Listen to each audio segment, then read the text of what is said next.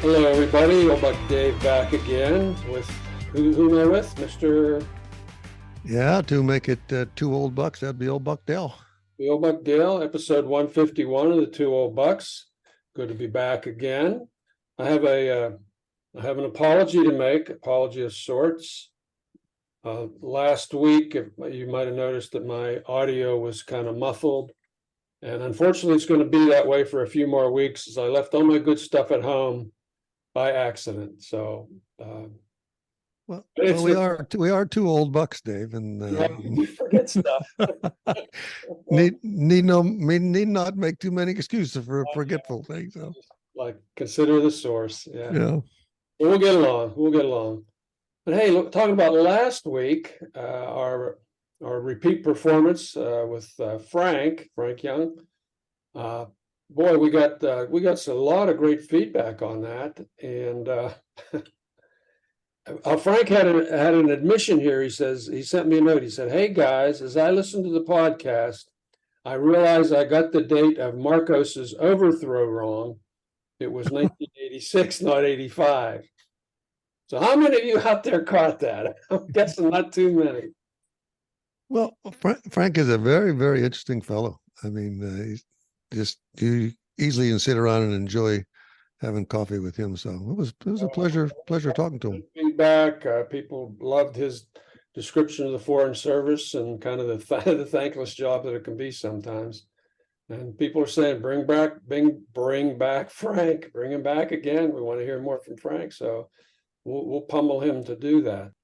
Anyway, I'm back in the Berg here, back in Pittsburgh for a month. Lanternfly Central, as I like to call it. It's just unbelievable. I was going to tell you that I got a text message from a cousin up in Pennsylvania, and he said, "Oh, you guys talked about that lanternfly." He said, "Man, they were like everywhere. I don't think I can emphasize what a giant problem that pest is going to be." And they said they're just flying all over the place up there. And you warned everybody, what, a year and a half ago? That's unbelievable. Yeah, we found out it was a strange article, and we said this thing could really get out of hand. It would really be a problem. Now they're flying around like dust clouds or something up there. I don't know. Well, they're just everywhere. I'm picking them out of my hair. It's just ridiculous. Hey, speaking of ridiculous, my wife yesterday or the day before, I guess, she got a routine colonoscopy. Okay, so everything was good, but when she woke up from the anesthetic, she couldn't speak English anymore.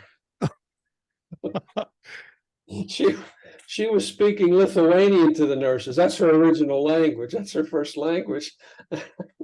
Isn't that interesting? She was really starting to panic, and eventually the English came back. So I guess you kind of wake up a little piece at a time. So I guess you could take a girl out of the old country, but you can't take the old country out of the girl. Amazing. I think that's the case. So I had an interesting old buck experience. Talk to me. Well, I was sitting.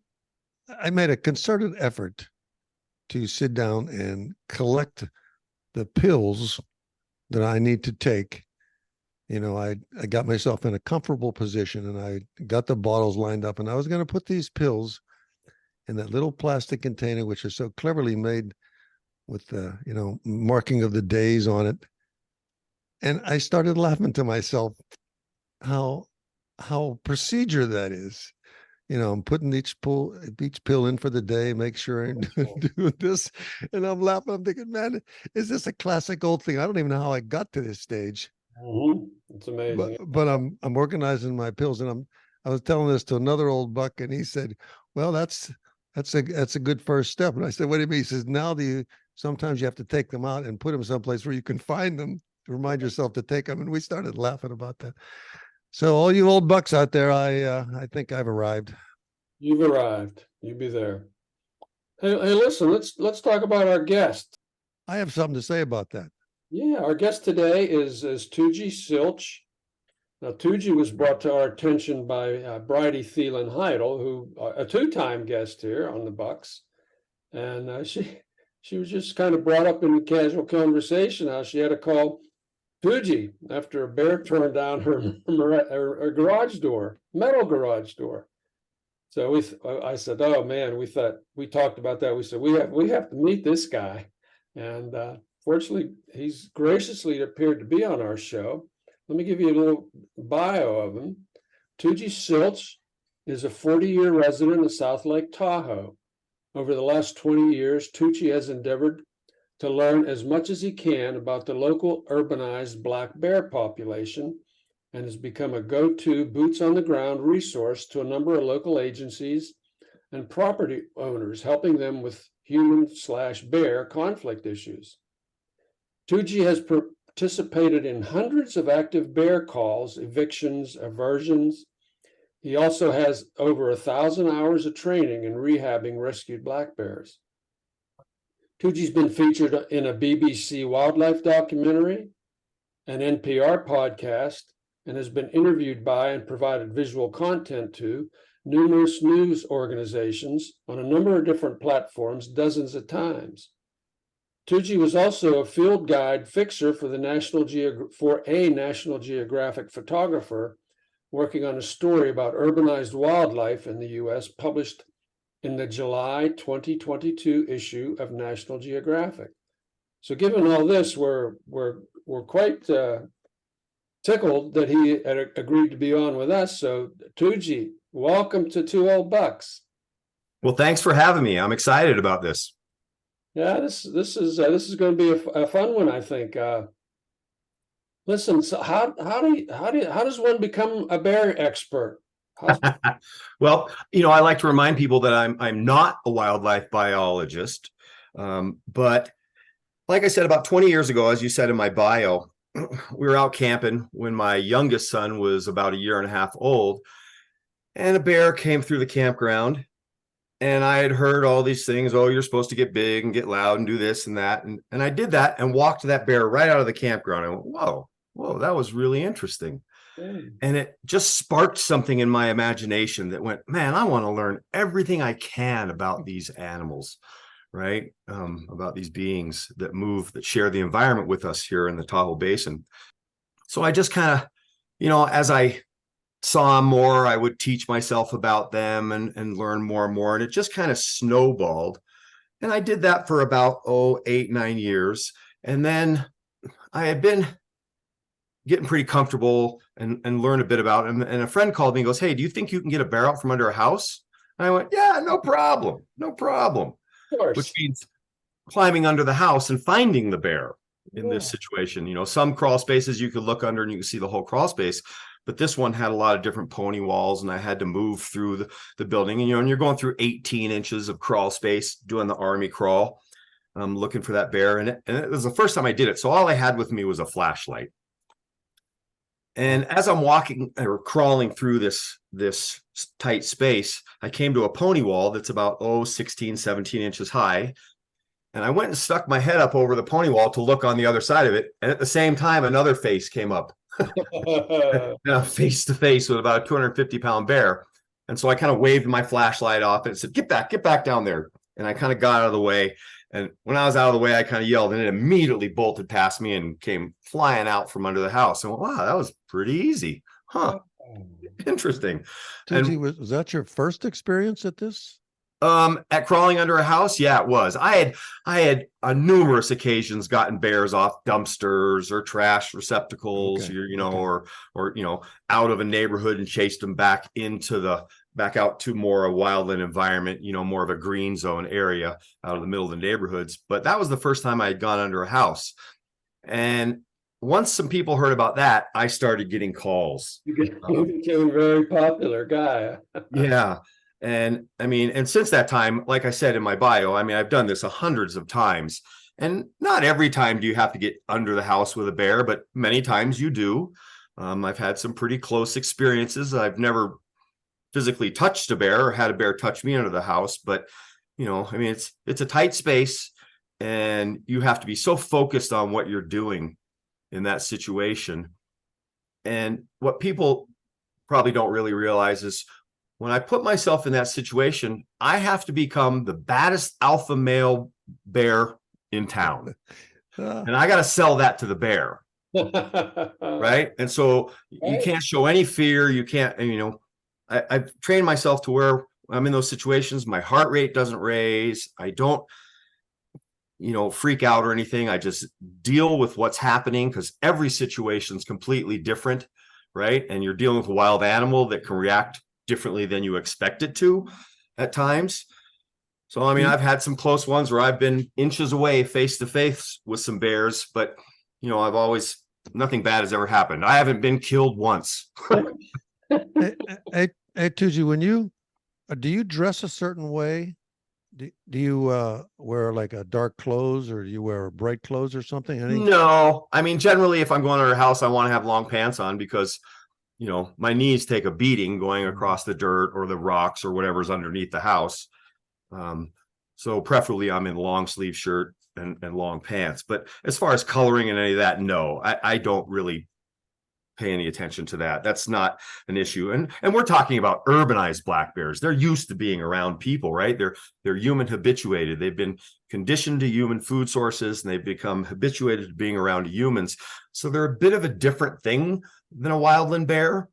I mean, not a bit, they're very different, both even physiologically, they're changing a little bit, but their behavior is very different from a wildland bear. So do you take any tools with you, or like a horse? Sometimes I'll use firecrackers to get a bear out from under a house, right? Oh. Just you throw them, you try and get them to the side or behind the bear, and it freaks them out and they run out. And I'll also use a paintball gun, which is a really good tool, totally non-lethal. Anything I do would be completely non-lethal.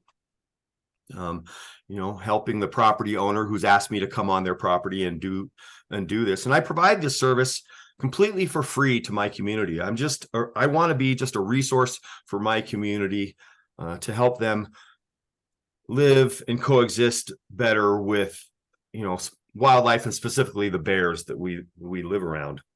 Wow, that's terrific.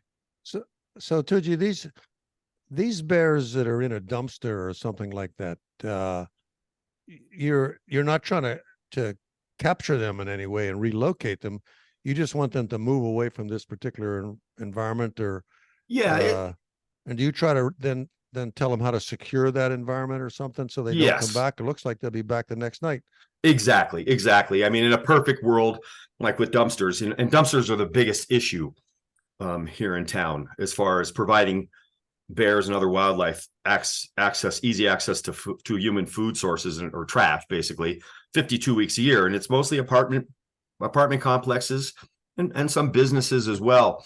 Here in a place that's a resort town, a lot of our issues always get blamed on the tourists or the newcomers that have moved here. But no, this is a long time local problem. Yes, there may be that occasional tourist that tries to feed a bear out, to try and get a picture of a bear, something like that. But it's we locals that are providing the bears and other wildlife access to these food sources 52 weeks a year. And it's basic laziness, right? It's just all the dumpsters we have a locking mechanism that all you have to do is click on a carabiner through a little thing to lock it, or to unlock it, you unlock that. But some people, I don't want to touch that, it's dirty. So if it's locked, they'll put the trash on top, or if it's not locked, they don't touch it afterwards, they put their trash in. And it's just such a continuing issue here. And what it's created is, because this phenomenon of urbanized black bears is kind of a new phenomenon in the last 20 years. And in the first 20 years I lived here, I've been here 40 years, as it said in my bio. In the first 20 years I lived here, you only heard about somebody seeing a bear once a year, twice, once every 2 years or so. But, over the last 20 years, this urbanized population has grown, and it's not just happening here in South Lake Tahoe. It's an issue in a number of different places across the United States where you have an urban environment that interfaces with a wildland environment that has a black bear population. So some of the places around the United States, they're having the exact same issues as we are having here in the Lake Tahoe Basin would be Gatlinburg, Tennessee, Asheville, North Carolina, Aspen, Colorado, Durango, Colorado, Mammoth, California.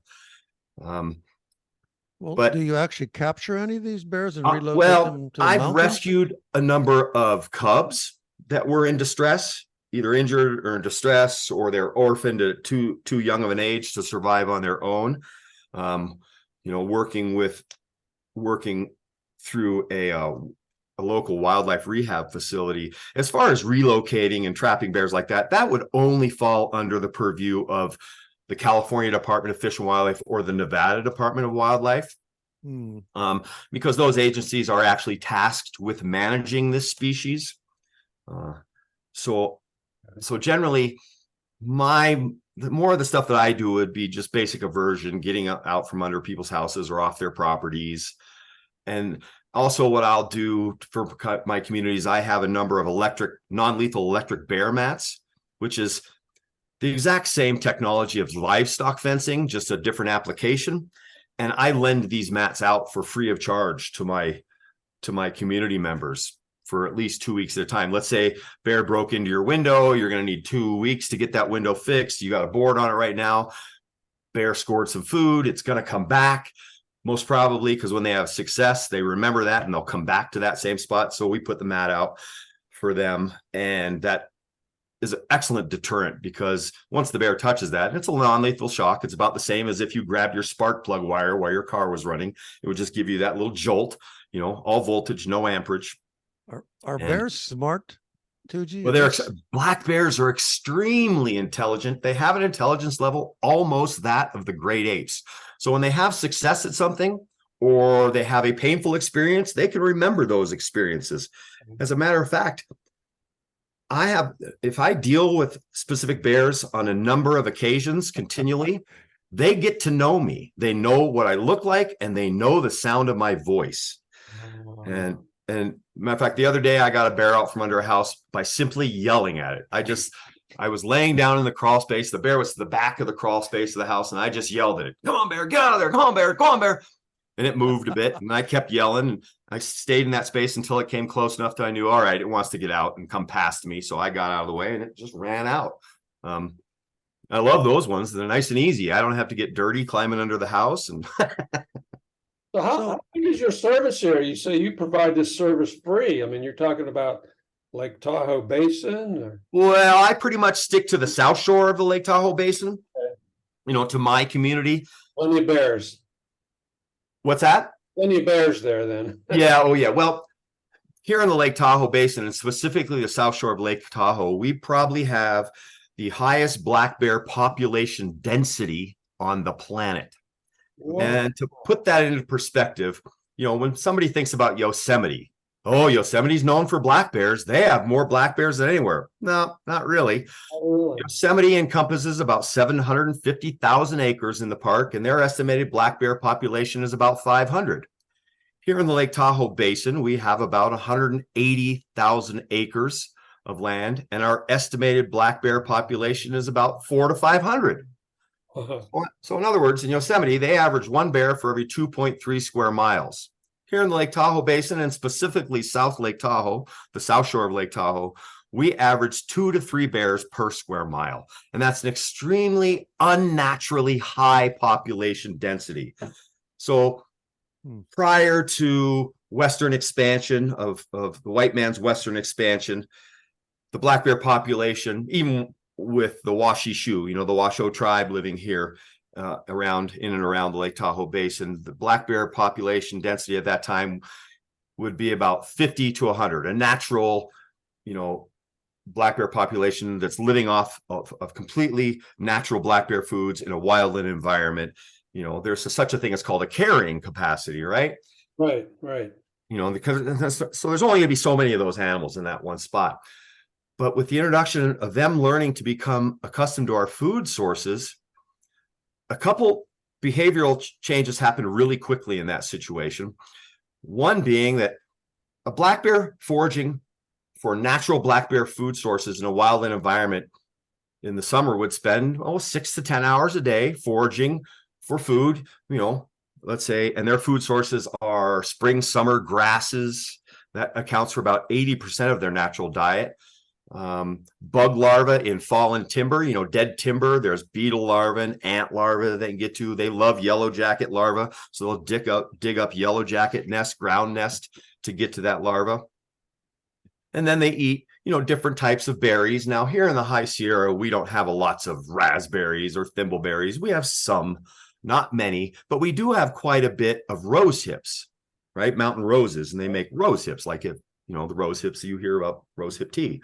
And so, those would be their natural food sources. Black bears, about 90% of their diet is vegetarian. And as far as any protein that they're eating would generally be, more often than not, dead animals. They come along a dead animal and, oh, all right, we'll eat that. They don't often chase their food. The situations where they maybe chase and take a live animal would be, let's say that animal might be injured, so it's easy for them to catch. Or let's say in the case of our the Canada goose that live here, they molt during a certain part of the summer, so they can't fly away from a bear. So there was a video this summer of a bear taking a Canada goose, but they don't often chase their food. So in other words, getting back to them eating their natural diet, they spend 6 to 10 hours a day in the summer, and then come to fall, black bears go into what's called hyperphagia. So what they do is they ramp their calorie intake up by 4 times. So if a bear's accessing 5,000 calories a day during the summer, come fall, when they're preparing to go into torpor for denning over winter, they ramp that calorie intake up to about 20,000 calories, or 4 times that 5,000. So that becomes a full-time job for the bear. Yeah, right. So in a natural environment, they would be spending anywhere from 16 to 20 hours a day foraging to get all those calories in to prepare for the winter. Okay. But now come into this urban environment and they can get to dumpsters. They've learned that, I can get that many calories out of a dumpster in half an hour or an hour, or hit a couple. So it's definitely changed their behavior. And then here also, as what Bridie had told you about, is bears breaking into homes. That's become a thing over the last number of years, and the behavior keeps ramping up. It used to be what I would consider breaking and entering bears is bears that walk up and look for an open slider, not locked, and they'll go right up and see if it'll open windows. They'll go and open windows up. They'll go to front doors and try the door latch, and they'll also go down the street checking car doors. Wow. To see if they can get into cars. And then that behavior is taught. So mom teaches that to cubs, teaches that to their cubs, teaches that to their cubs. And so that's what I used to consider breaking and entering bears. But over the last few years, we've seen this behavior is kind of ramped up to where we have, More like busting and entering. Yes. Yeah. Breaking through deadbolted front doors, busting through windows, getting sliders, taking them completely off their tracks, destroying garage doors to get into a garage because there's trash in there or something like that. So it's become, and again, once they learn these behaviors, it's really hard for them to unlearn them. Well, and in the case of, let's say, because you brought up relocating, and that would be something, again, that would be Department of Fish and Wildlife, but that's not really a go-to.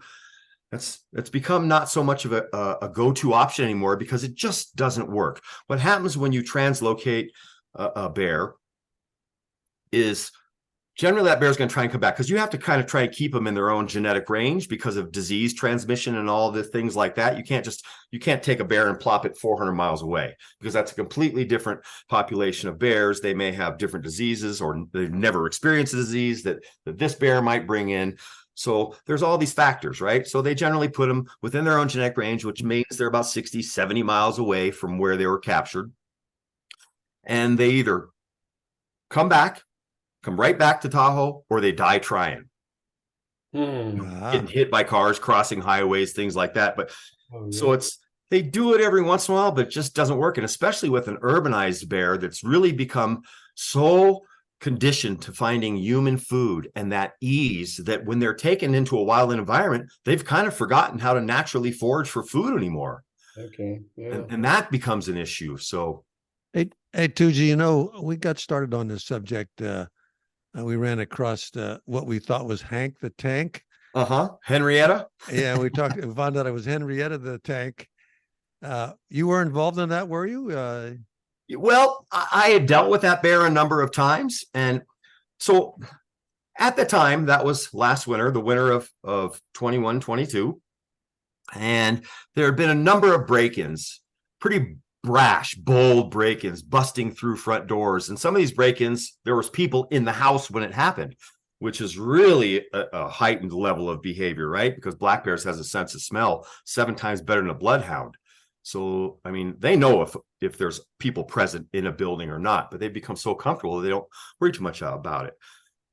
So how that bear got the name Hank the Tank is there was a break-in, and it turns out there was a couple different bears that were involved in this behavior, that were doing this type of breaking in. But on a Friday night in February of 2022, there was a break-in in the evening at a house, and the South Lake Tahoe PD was called, and they responded, and they got the bear out of the house very easily. Generally, you figure out where the bear went in, and you start pounding on the walls and screaming, and the bear will come popping out. And so the bear came popping out, and it was a pretty good sized bear, and they figured it was a male. So they took some pictures of it, and they gave it the name Hank the Tank. And they put up, they put a post on the South Lake Tahoe PD Facebook page. Oh, we got Hank the Tank out of the bank. And then that name just kind of took on a life of its own. Okay. This was a big bear. This was a big bear, right. Maybe a 300-pounder or something like that. Oh, easily 350. Like I said, our urbanized black bears are about 25% larger than their wildland cousins. So even our female black bears, generally female black bears should be anywhere from 150 to 250 pounds. We've got female black bears running around between 350 and 400 pounds. Easy. So let me ask you this. Are they generally, the bears themselves now are used to this urban development or urban activity? Are they trying to avoid contact? I mean, they're not being confrontational. Once you shot at them or do something, they tend to run away rather than stand and fight or attack the. Yeah. I mean, a wildland bear would do that far quicker. Some of our urbanized bears tend to kind of look at you like, what, you want me to leave? Some people, a very popular tool for a lot of people would be one of those air horns, honk, honk, honk, those things. Mm-hmm. And they'll stand still and do that horn. And the bear looks at them like, what? What do you expect me to do with that? Because again, urbanized bears living in an urban environment are very used to ambient urban noises, car alarms, dogs barking, people moving through, cars driving down the street. And it doesn't faze them as much as it might faze a wildland bear. So they might seem a little more standoffish at times. Mm-hmm. And that can be, if you don't have the experience, let's say somebody like myself has, it can be a bit disconcerting. When a 400 or 500 pound male black bear standing at you looking like, I'm not moving, I don't have to. Yeah, what's the horn for? Yeah. And so, in those situations, I try and explain to people, you need dynamic motion behind that sound. Sound just doesn't get it anymore. You need to be waving your arms, or even better, if you can pick up a pine cone or a rock and throw it, you don't even have to hit the bear. It's that dynamic motion of throwing, and then something hits and makes a noise next to them. That freaks them out. And that's when you get their attention. Well, let me ask you this, Toogee. How do you think this is going to play out with the expansion of our, human developments and the running up against all this, what used to be wild areas? Do you think this is going to get resolved, or is it going to be amicably living together and just dealing with them? And I mean, how do you think this is going to go? The only thing that's going to have any results in this situation to mitigate this behavior would be to completely secure any attractants from being accessed by wildlife, and specifically black bears, right? So our trash, our pet food, our homes being able to get into. So in essence, they should not find food just by opening a lid. Yeah, exactly. But, sometimes I think it's easier to try and teach bears a behavior than it is to try and teach humans a behavior, right? I mean, it's a nonstop educational component trying to teach people to do the right thing. And you never get complete compliance, right? I mean, right. I remember as a little boy in the early 1970s when the EPA started and they start running commercials about, give a hoot, don't pollute, all this stuff. How's that working out for us so far? They spent billions and billions of dollars on those advertising campaigns, and we still have people that litter and pollute without even thinking about it. So it's a never ending, I call it the never ending educational process, because there's never going to get to a point where, oh, I don't have to tell people this anymore. No, you continually have to tell them over and over and over again. And the bears are adapting equally quickly for anything that's unlocked and yeah, more aggressive. I assume if they can see through the window or the screen, they can just go right through it. Now they know they can break that down pretty easily. So yeah, I mean, generally breaking windows, I don't see it very often, and more often than not, when that happens, it's older houses with single pane glass, but it does happen. And again, it's generally only specific bears that have kind of ramped up that behavior. So in other words, a wildland bear is not going to come into our environment and try and break into a house. It's just not going to be a thing. They would never be comfortable doing that. I'm not even thinking about that. Yeah. Yeah, right. I mean, a wildland bear is probably just going to come through and try and pass through and get back out to a wildland environment. And I like to explain it this way. We kind of have three levels of, not levels, but three types of black bears. We have our wildland black bear population, and then we have what I call the wildland urban interface population. So it's bears that spend a lot of their time in the wildland, but can come into the urban environment fairly comfortably. And then we've got a group of bears that specifically lives strictly within the urban environment, rarely leaves that urban environment. And here in Lake Tahoe, and specifically South Lake Tahoe, it's so easy for them to do that because our town is just a whole bunch of islands of urban development, right? Little neighborhoods surrounded by green zones, surrounded by forest or stream zones or wildland. And so, the bears can pop in and out of these spaces really simply. Have you ever encountered any bears kind of being aggressive towards each other, like fighting over a dumpster, or do they figure there's plenty of food to go around? Well, I've seen that on occasion, which would be a very normal wildland black bear behavior. But what I've documented, I'm the only person that's ever documented this, is the complete opposite. 3 different times in the last 3 years, I've documented 2 very large, and these were all different situations and different bears, 2 large male black bears who seem to be unrelated, denning under the house in the same crawl space, feet away from each other.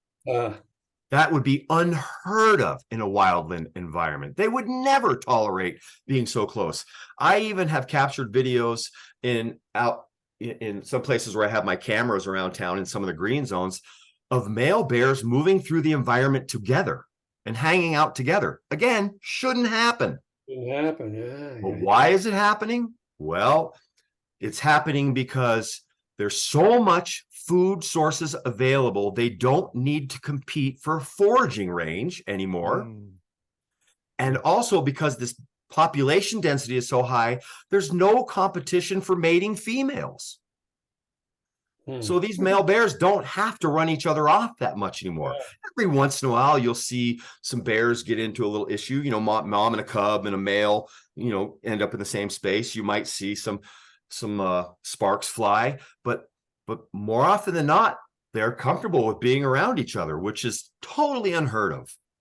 Speaking of that, let me ask you a question here. This is something that I observed when I was out in the Lake Tahoe area a couple of years ago. This was in a meadow, kind of in the off the southwest shore of the lake there. And we were a couple of miles in, and we saw 3 bears together. And one was clearly black, dark, kind of a brown, and one was kind of a reddish blonde.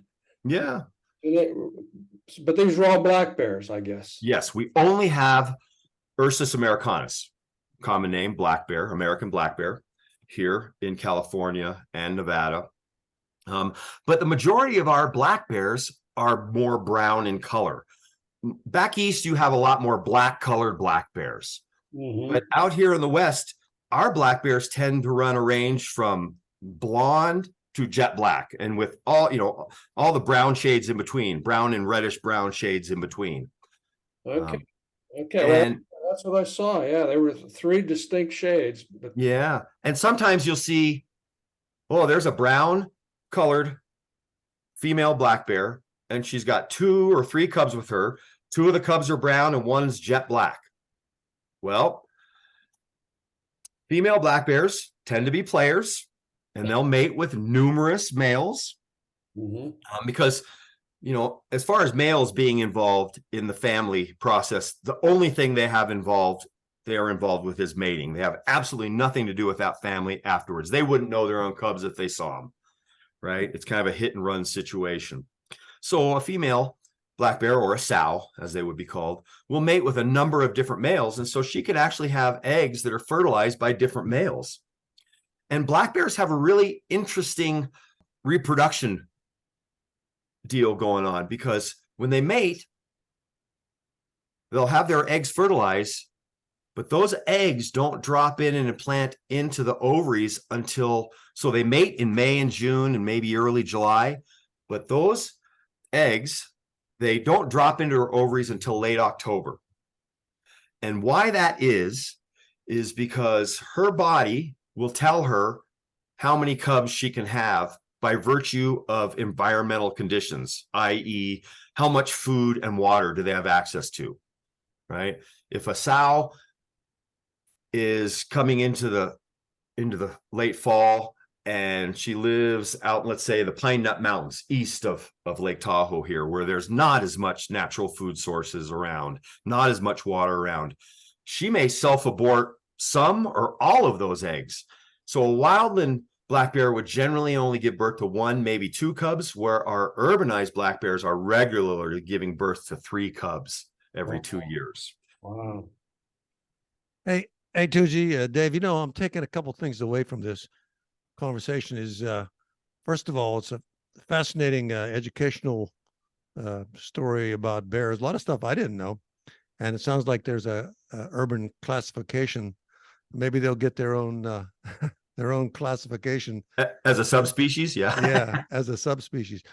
But one thing is your willingness to do this as a volunteer and take an interest in this, I think is amazingly commendable, to help people out and to look after the bears too. I mean, you've got both interests of both parties at stake, and I think that's a noble purpose. So I applaud you for that. And if you know anybody that wants to know something about these bears, this has been a fascinating conversation. Just tell them to tune into one quick episode of Two Old Bucks, and they'll learn everything we learned. So it was I mean, I really am happy to have a chance to talk with you. Well, thanks. I've enjoyed talking with you guys too. Hey, let me ask you another question here about BBC. That you did you were on a BBC wildlife documentary. How did that come about? They had reached out to an organization that I had belonged to at the time and said they were interested in doing something. It was the documentary is called Cities, Nature's New Wild. It's a 3-episode wildlife documentary. And it was all about basically urbanized wildlife that has thrived when humans have encroached. And it was segments from all around the world. And then they came out because they wanted to film me doing evictions. So they came out and filmed me doing some under house evictions. Okay. So that's what I'm actually been in talks with the BBC right now about working as a consultant on another project that's actually already in production right now. But I'm waiting to find out if we're going to get the green light on it, because this segment would be added to a project that's already in production. So we'll see. I don't know. I am hoping to work with my friend Corey Arnold. He was the photographer for National Geographic that I worked with. And as a matter of fact, in the September issue of National Geographic, Corey, my friend, wrote a 2-page article talking about his experience documented urbanized wildlife. He spent 3 years on that project, going all across the United States. But he specifically talks about an experience working with me in the field and being under a house with a bear with me. So So Okay. now I've actually got my name in National Geographic, and I'm so excited about that. That's a big one. That's like, I finally got to have my cup of coffee in the bigs, right? That's great. Yeah. Hey, have you dealt with any other animals, or you strictly Mr. Bear? Well, no, I've done a number of rescues on coyotes, injured coyotes and injured raccoons. And like I said, I have 1,000 hours in training of rehabbing black bears in a rehab facility, but I also dealt with a lot of other animals in that situation too. Bobcats, black bears, coyotes, raccoons. So, and I have a pretty good working knowledge of the wildlife that moves through our environment here in Lake Tahoe. So it all kind of dovetails pretty nicely. I love what I do. And you brought up the altruism of me doing what I do for my community. Yes, I love my community very much. Both my sons were born here in town, and my community helped raise my sons, who are both adults now, I feel. And this is my way of giving back, right? As an empty nester. But I have to admit, there's a little selfishness involved in my work I do with bears, because think about it. People call me to come see bears. Every time I see bears, 100, 125 to 150 times a year, every single one of those times to me is just amazing. I'm just so amazed by these animals. And because I've delved in and trying to really learn all their deep, dark secrets by studying them out in a wildland environment and learning about them here in this urban environment, it's just opened my eyes, and it's created this world that I get to see that not very many other people get to see and comprehend. And it's just, it gives me the tingles. I get excited about it. I just love it.